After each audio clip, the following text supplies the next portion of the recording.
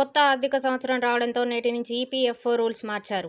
Retirement benefit, వృద్ధాప్యంలో సురక్షితమైన జీవితం అందించే ప్రావిడెంట్ ఫండ్ స్కీమ్ లాంచ్ చేసింది. ఈ పథకాన్ని ఎంప్లాయీస్ ప్రావిడెంట్ ఫండ్ ఆర్గనైజేషన్ నిర్వహిస్తుంది. సంస్థ ప్రతి ఈపీఎఫ్ మెంబర్కు యూనివర్సల్ అకౌంట్ నెంబర్ కేటాయిస్తుంది. అయితే ఈపీఎఫ్ఓ నిబంధనలో ఈ రోజు నుంచి అతిపెద్ద మార్పు చోటు చేసుకుంటుంది.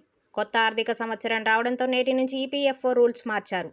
దీని ప్రకారం వ్యక్తి ఉద్యోగం మారితే అతని ఈపీఎఫ్ ఖాతా ఆటోమేటిక్గా కొత్త కంపెనీకి బదిలీ అవుతుంది. ఇప్పటి వరకు ఖాతాదారు అభ్యర్థనపై మాత్రమే ఈపీఎఫ్ ఖాతాను బదిలీ చేసేవారు. కానీ ఇప్పుడు ఆ రూల్ మార్చేశారు. ఏప్రిల్ 1 నుంచి ఈ కొత్త రూల్ అమల్లోకి రానుంది. దీంతో ఉద్యోగం మారినప్పుడు ఇకపై మాన్యువల్గా మీ పీఎఫ్ అకౌంట్ ట్రాన్స్ఫర్ చేయాలని దరఖాస్తు చేసుకోవాల్సిన అవసరం ఉండదు. పాత సంస్థ నుంచి మీ ఈపీఎఫ్ బ్యాలెన్స్ ఆటోమేటిక్గా కొత్త సంస్థ ఖాతాలోకి మారుతుంది. ఇది ఉద్యోగులకు ఊరట కలిగించే అంశం. అయితే ఈ బదిలీపై పూర్తి సమాచారం ఈపీఎఫ్ఓ నుంచి రావాల్సి ఉంది. ఉద్యోగం మారినప్పుడు అకౌంట్ బ్యాలెన్స్ మాత్రమే ట్రాన్స్ఫర్ చేస్తారా, లేక సదరు అకౌంట్ వడ్డీ కూడా జమ చేస్తారా అనేది తెలియాల్సి ఉంది. ఉద్యోగులకు ఈపీఎఫ్ అనేది ఒక సేవింగ్ స్కీమ్లా పనిచేస్తుంది.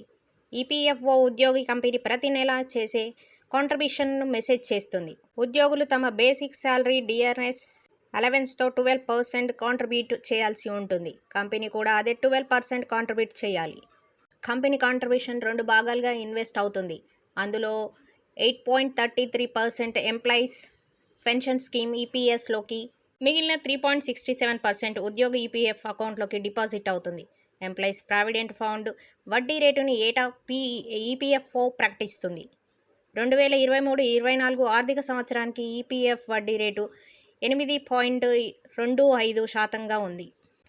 ఈపీఎఫ్ వడ్డీ రేట్లు మంత్లీ కాంపౌండ్ అవుతుంది. కానీ ఏటా ప్రత్యేకంగా మార్చిన 31వ ఉద్యోగి అకౌంట్లో జమ అవుతుంది. పదవి విరమణ తర్వాత ఉద్యోగి తమ సొంత కాంట్రిబ్యూషన్, కంపెనీ కాంట్రిబ్యూషన్ 2 మొత్తాలపై వడ్డీ కూడిన మొత్తం చెల్లింపును అందుకుంటారు.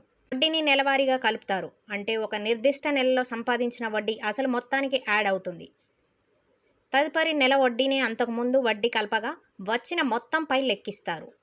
అయితే వడ్డీ ఈపీఎఫ్ అకౌంట్లో సంవత్సరానికి ఒక్కసారి మాత్రమే ఆర్థిక సంవత్సరం మార్చి 31వ తేదీన జమ అవుతుంది.